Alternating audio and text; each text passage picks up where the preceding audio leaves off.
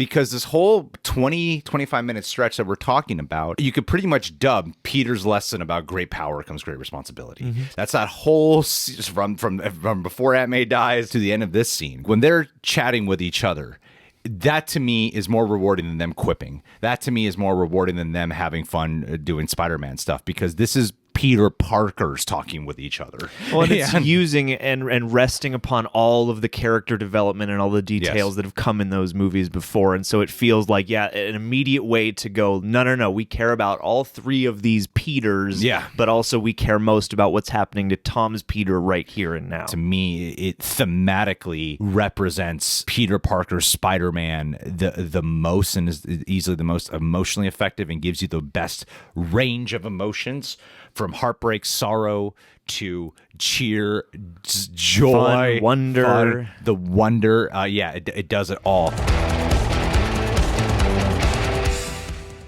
Get ready to see me in this wardrobe a lot over the next few days. Ever since I've got this epic hero shop. Sure, they're not asking me to plug it, but I've been craving it. All right, ladies and gentlemen, Spider-Man No Way Home is finally out. This is not a full-on spoiler talk. We're going to do a live stream spoiler talk this coming Monday, 11 a.m. Pacific Standard Time. Koi Jandro will be joining both John and I. It's going to be very in-depth breakdown. What I wanted to do today, though, there's like a 25-minute chunk of this movie that I've been craving to discuss with you guys. So right now, at least in filming this video is titled Spider-Man No Way Home, Our Favorite Moments. There's so much to talk about here.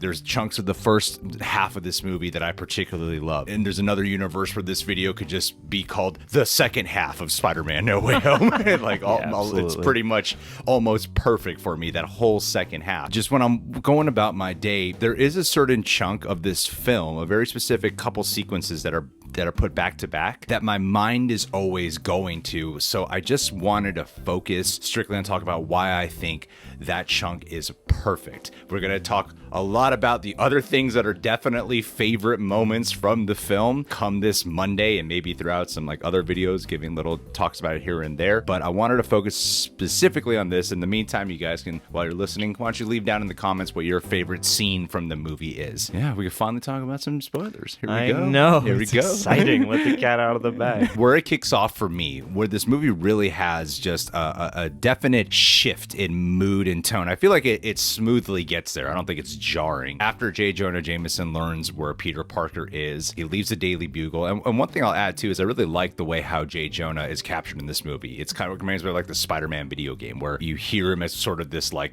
he calls Spider-Man a menace, but he's really like this menacing narrator throughout, helping to add on to that tainted public image of Peter Parker throughout this film. You see him out in the van getting out and it's handheld. You're like, I've never seen this side of J. Jonah before, right? Yeah, it's a great wraparound for the movie, and it really felt like something that would be interjected in a comic book as well. This like consistent narration, but it's in universe, it's diegetic. It's after J. Jonah shows up, they're walking out of the van, it's handheld, and then you get to this point with Peter Parker's spider sense, where it's captured in a motif that I often pulls me out of a movie now because it's used so often, but I thought it was used to a more unique effect. That mounted shot where he's looking around the room, but it's different because you're seeing it in a really sinister version of him having his spider sense being activated. And at first, what's clever about that is it has you thinking, is this because J. Jonah's outside? And then he's looking around the room and you're not even exactly sure what's going on or what his suspicions are. But I love the use of the audio in that. You know, remember it all kind of just sort of goes out. It's a bit muffled and echoey. He's looking around all the villains and he sort of has to do a meditative spot where he has to listen to his senses. He has to listen to his feelings before he webs Goblin. What was so cool about that, when Green Goblin starts to come out, you're like, you really thought you could suppress your other half. Every time I've seen this, and we've seen this 3 times by now, I start to question, like, what exactly is the moment that he stopped being Norman Osborn and Green Goblin started taking over again and just pretended to be Norman Osborn, you know? Because in the theaters, I can't remember exactly what the line is, but when it's Doc Ock and Norman and they're working in the science room after Doc Ock's inhibitor chip has been repaired, he says something to Norman. Something no more darker half or something like that. Yeah, and it's this shot from behind Norman and then he replies to him, and I forget exactly what that line is. Every time we've watched it, everyone in the crowd goes, oh shit. Yeah. It's like that's when they hint at it, but then when it cuts back to him, you're like, oh, okay, never mind. I guess he's fine. Well, they've done such a good job on investing you in Norman that you don't want him to go back to being Green Goblin. Totally. That was an effect I didn't actually expect to happen with this film. When Green Goblin is giving this speech about I've been watching you through Norman's eyes, thinking you could have all you want. It's maybe not be the most hyper stylized choreography of the movie, but the fight sequence that it breaks out into is easily the most gritty, painful. Unique. Yeah, that's when we were talking in the non-spoiler about how a lot of the action actually feels like violence, and I think both of our minds specifically flash to that sequence. Everything with Goblin especially, because even towards the end, it's like those fights in particular take on a much more rough and painful edge. And it's funny because I thought of Suicide Squad, but I love just how they're crashing through floor after floor, and you feel the weight of just all that rubble and debris and how painful this is for both of them. Well, I think in the choreography, one of the cool parts is when he webs him, flips, and crashes him down on the balcony floor. Yeah. And he gets on top of Goblin and he's punching him. He's does that thing that usually you see female superheroes do. Yeah. They wrap their legs around the guy's head and punch them. It was in that moment where I actually started thinking of The Dark Knight, of what they've done with Goblin. It specifically started coming to fold in this scene because on my third rewatch, it was oh, okay. And then knowing what's going to happen next with Aunt May, it was making me think of Dark Knight, and I'll bring that back a little bit later. After Goblin gets out of the room, and I loved how you could tell it's Willem Dafoe really doing the fight scenes. Big respect, because I saw that clip where he said, I'll do this, but you have to let me participate in as much of the action as I can, because that's part of the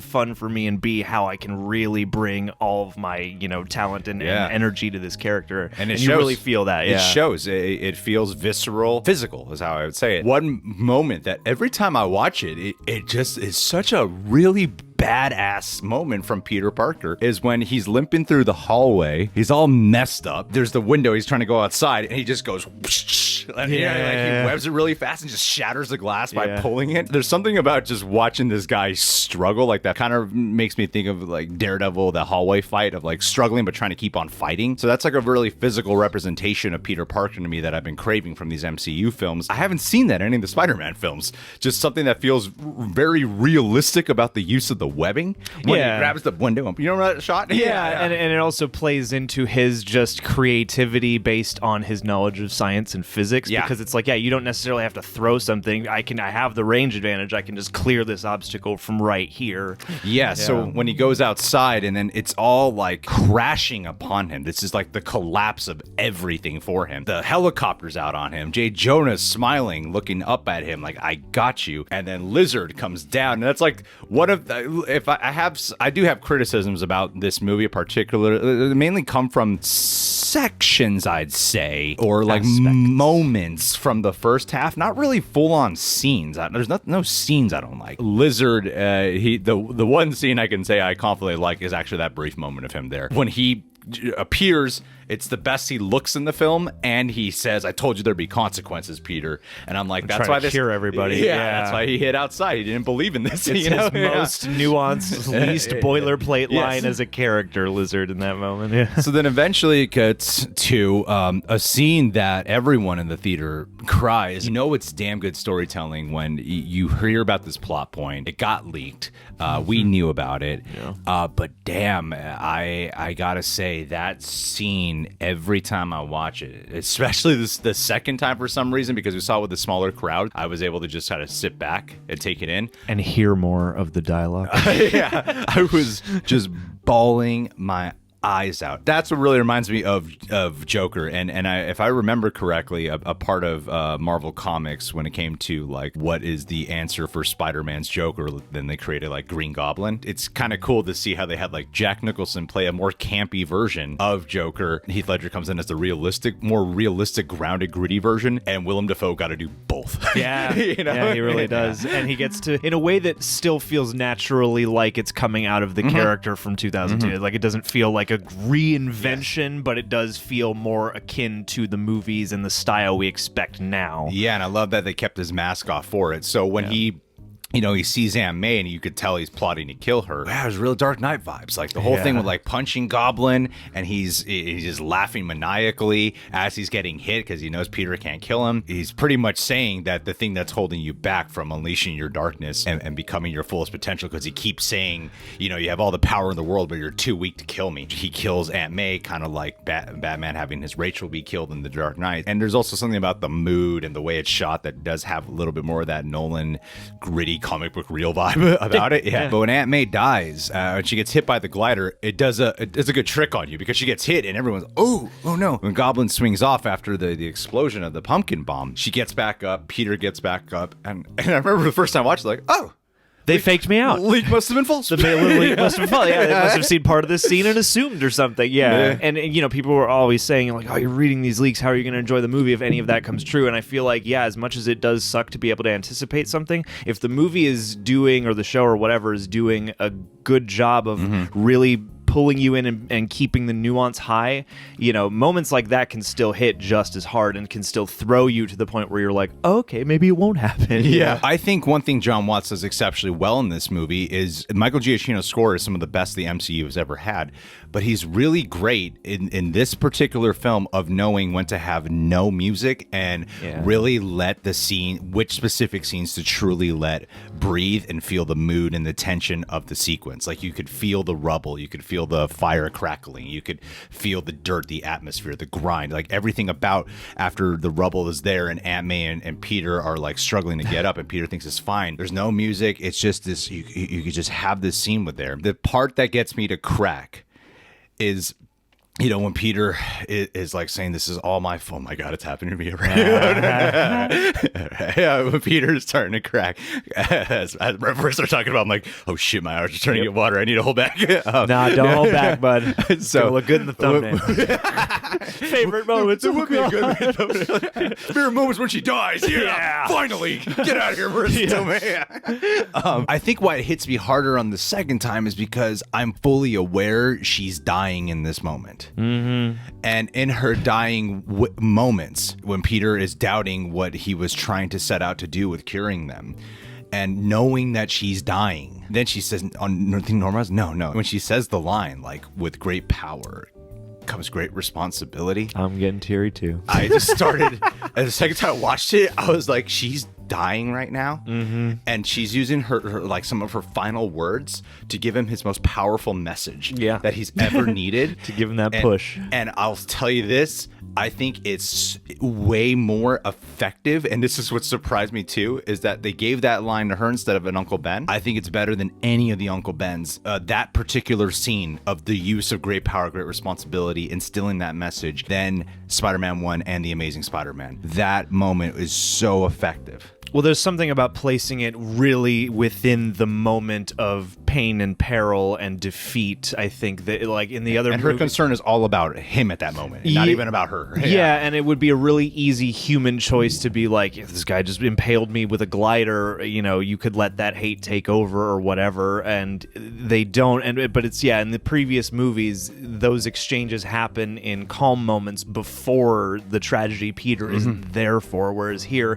it's at the most heavy, crucial point in the movie, and it's that last ounce of what's great about, especially this movie's May. We've had some discussions about the different kind of ups and downs of how they portray her motivations and her understanding of him as Spider-Man, but here I think it rings the loudest and the truest because we've had such a build-up over 3 movies, and then, in this moment where it would be so easy to succumb to everything around you, she still gives him that anti-Joker push, that no, keep going, you've got greatness in you, but you can't let this moment crush that. And I think what's brilliant about Marissa Tomei's performance in that is that she's not playing up the pain. No, she's trying to hide it. She's trying to hold it in. And there's like shock in there. There's too, shock, and there's probably a concussion. Like she plays that daze really well, so that the reality is all in Peter. Like the crushing, heartbreaking reality is all in Peter. And I feel like as he leaves her, you can see I feel like it's one of his teardrops rolling down her face. No, he leaves already, and then it cuts back to to her, and then she I think the tear does come from her eye. Oh, I thought, well, either way. Either way, it's still effective. Yeah. But I think like when Peter is crying and talking to her, normally what makes me cry are actually not death scenes for some reason. It's really like acts of love that'll make me cry. That's why that great power, great responsibility line. But when he is losing her, like that is his final loss, in the film. When he's losing her, and the way the realism of that is done, where he's, he can't believe it. He can't accept it. There's certain lines that he's saying that are not coming to me right now, and I'm usually bawling when I'm watching it. It's just all the like, human stuff. Just talk to me. Like, what are you doing? Talk to me. Doing? Why are you doing this? We're gonna get through this. It's gonna be fine. So powerful. And then Peter gets shot by a gun. Right? Like seconds later by the Department of Damage Control. It's some of the most mature moments of the entirety of the MCU in particular, and one of the most powerful mature scenes from the Spider-Man universe, just in general, all the Spider-Man films, I would say. When he goes off, then I'm not going to argue with the logic of it's a death scene, so there's going to be pouring rain, all right? Yes, it always rains when superheroes have major deaths. Yeah, so moments later it's pouring rain, but the thing is, like, I didn't even think about that till the third time, and it still doesn't bother me at all. Someone said that to me, I'm like, it rains in New York. It rains, all right, poured rain. Because the way that shot is so beautiful. Too. Yeah. And it's like you could see his tears through the rain, and it just looks like out of a comic book with this massive scale of television. This Jonah, big jumbotron. Like him looking at Jonah saying like everything Peter touches is bad. Comes to ruin. It's in that moment he's believing that. He truly believes that. Yeah. After the most devastating moment of the film, the most dark moment and the most devastating, we cut to MJ and Ned, who are looking for Peter. It's a good transition. It's a smooth transition. When they start saying like, I just wish I could see him, and he does a sling, and then another one, and then you see in the alleyway. I don't know why it's not raining for Andrew there, but yeah, I know. You see and what's he doing? Just chilling in an alley. Yeah. So you see him in the alleyway, and it usually takes a couple seconds for most people to realize. It's a different Peter. That's a different. He's taller and lankier, right? Yeah. We have to be sure. In terms of being with an audience, it is the most rewarding, and I'm so happy they did Andrew's first. Yeah, because you see him running. It's such an exciting moment. Like this, truth be told, this movie does work best if you watch all the movies first before you watch this one. But when Andrew starts running in and he jumps through the world, everyone's clapping and they're just waiting. They're just waiting for the real confirmation. Yeah. Like it's not really confirmed until the mask. It could be another Tom. Who knows? He takes the mask off and it's Andrew Garfield's face. It is like the best. That to me, because honestly, and I don't know if I'd get some. I don't know, man. I feel like the Andrew Garfield love has come around a lot more lately. Before No Way Home, and I have to factor in Tom Holland's amazing performance in this one, but before No Way Home, Andrew Garfield shot up to be my favorite Peter Parker Spider-Man when I did my rewatch. A lot of my rankings had actually changed a lot on my rewatch of them. So I was just personally really excited to see him. The reason why I think it's perfect for Andrew Garfield to be the first Spider-Man to show up is because in Amazing Spider-Man 2, a big part of his debate that Andrew Garfield has with Harry Osborn is I think Spider-Man is trying to give people hope, inspire hope in people. And then when he has the scene with Dane DeHaan where he's rejecting giving him his blood, Dane DeHaan's like, I thought you were supposed to give people hope. I thought, all that. So to that effect, you have the most devastating, hopeless scene. And then the first feeling of hope and optimism is the guy whom the last movie we saw him in was struggling to give people hope. He shows up, hope is reinstilled right away. Yeah, absolutely. And he brings, I love the dynamic of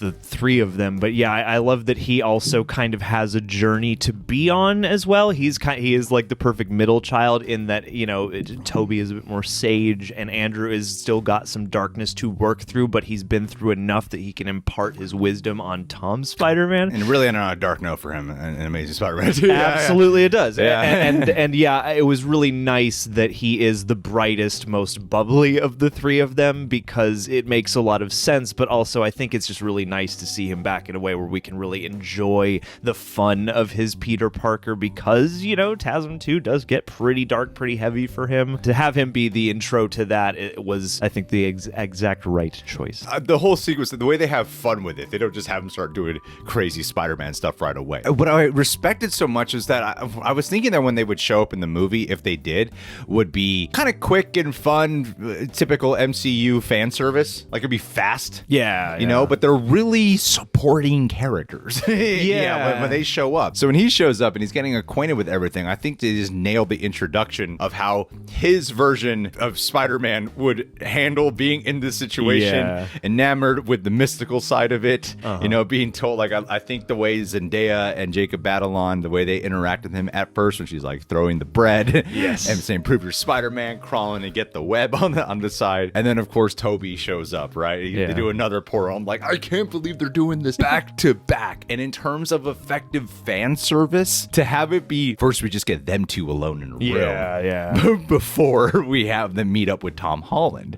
I love that because, you know, like you said, he's more sage. He's got a little bit more wisdom. Tobey Maguire's version, you got to take a little bit of time to kind of adjust to his new look. and you know, I mean, that's where some of the mechanics get a little muddy because they do let him, it seems, just be aged up. You know, they let him be at the what arguably would be the present for his Tobey Maguire, or for his Peter Parker. Yeah, because they don't really give you a clue as to like what's happened with his future, but they kind of give clues to Andrew Garfield, which we're going to get into in a second. And I like how, you know, Tobey's is much more subdued, more subtle portrayal of Peter Parker, and he maintains that here, and his aged up, more wisdom style works for this one. Because I was like, how would his energy work for an MCU film? And it works here. And I do love how the way they have fun with it when they do like web at each other, they flip. It's just like a little tease, like, oh, are they gonna fight? Ooh, you know. When they don't, I don't think the Peters would. So when he's saying like, I'm go looking for him, and they're reflecting on the Empire State Building, the Chrysler, and then they cut to Tom Holland on top of the building when he's just crying, like it shifts you back into Tom Holland's perspective. And I think that's one thing this film does really well, is that the other Spider-Men don't outshine Tom Holland still, and that was like a big concern of mine walking into this movie. When he's there, and it just makes me cry again when he's just sitting there,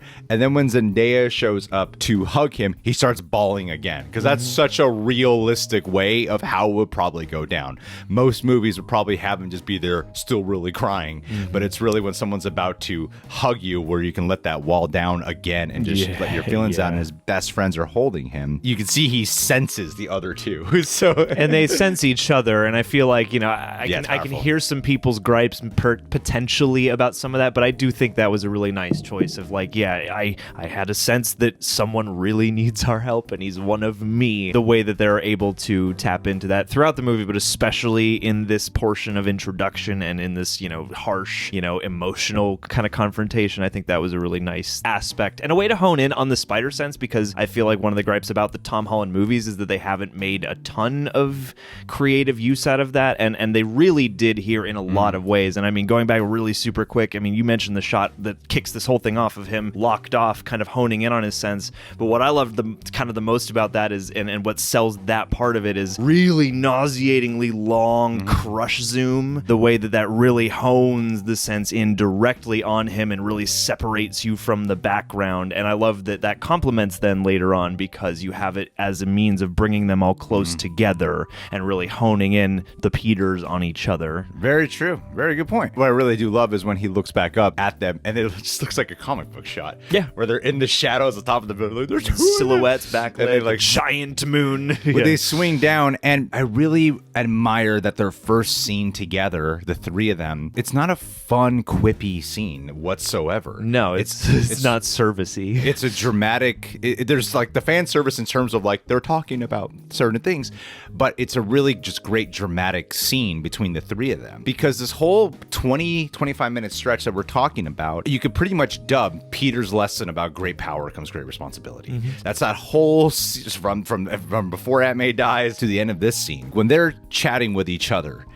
That to me is more rewarding than them quipping. That to me is more rewarding than them having fun doing Spider-Man stuff, because this is Peter Parkers talking with each other. Well, and it's using and resting upon all of the character development and all the details that have come in those movies before. And so it feels like, an immediate way to go, no, we care about all three of these Peters, but also we care most about what's happening to Tom's Peter right here and now. Yeah, because Tom Holland, like, he's the most alone out of the three of them. He doesn't have an Uncle Ben. He doesn't have an Aunt May. The world is after him. The world is after him. I like of how he's not excited to see them whatsoever. He just like, just go home. I don't care anymore. If they die in your universe, that's fine. And so I love that it becomes a true learning lesson for him from learning of their experiences. When Tobey is talking with them about the events of Spider-Man 1 when he went after Uncle Ben's killer. How you learn a little bit more about the future of what happened with Andrew Garfield post the death of Gwen Stacy, how it still haunts him in his performance, because he says it will never get over it. It still haunts him. And for him to talk about like, like I gave into this rage, I started to change. I was like, oh man, I want to see that movie.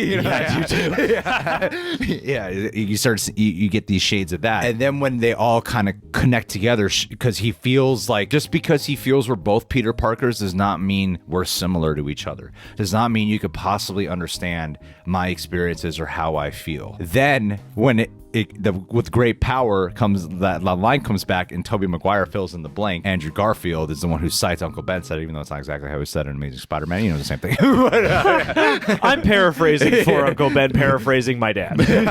So when that says it, that's the moment where the three are truly intertwined and connected, and they all learn that lesson at a moment of one of the most pivotal losses in their lives. And it's also the driving home of the fact that the two of them maybe didn't in that moment, of anguish, have the guidance to go, now in this moment where you're feeling the epicenter of the rage, the pain, the sorrow, the grief, now is the time where this lesson is the most important, because you might go off and make a mistake that you will very much regret or that could corrupt you beyond repair.